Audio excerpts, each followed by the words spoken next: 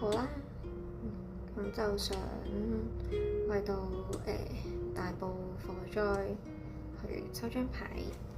咁咧就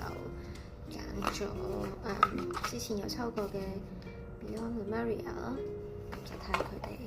會唔會有啲乜嘢嘅訊息可以俾到我哋。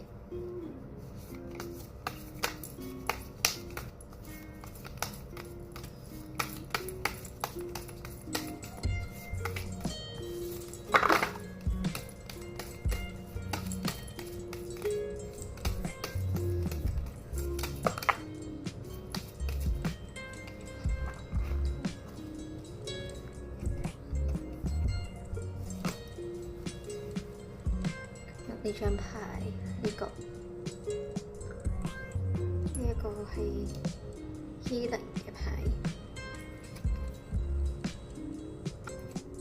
咁呢張 Healing 牌佢大致意思就係講緊喺利莫尼亞人對於療癒嘅概念入邊，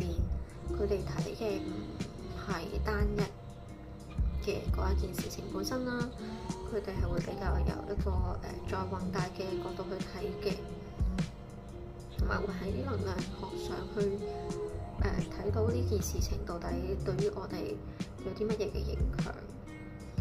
咁經歷咗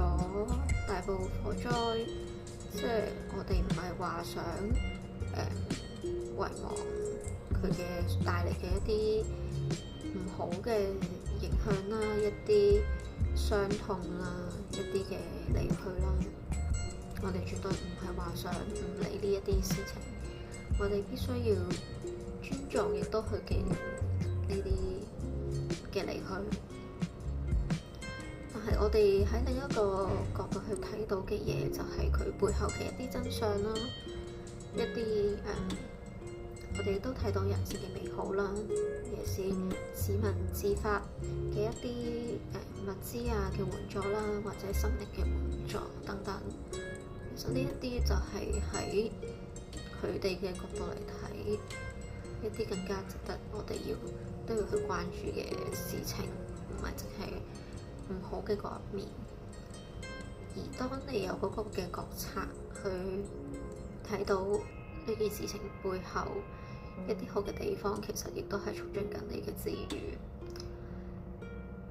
希望大家喺呢件事情嘅裏面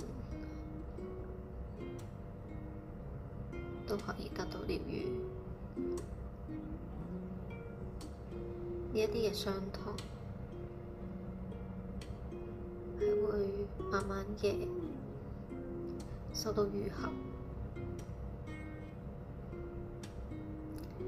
願逝者安息，願傷者早日康復。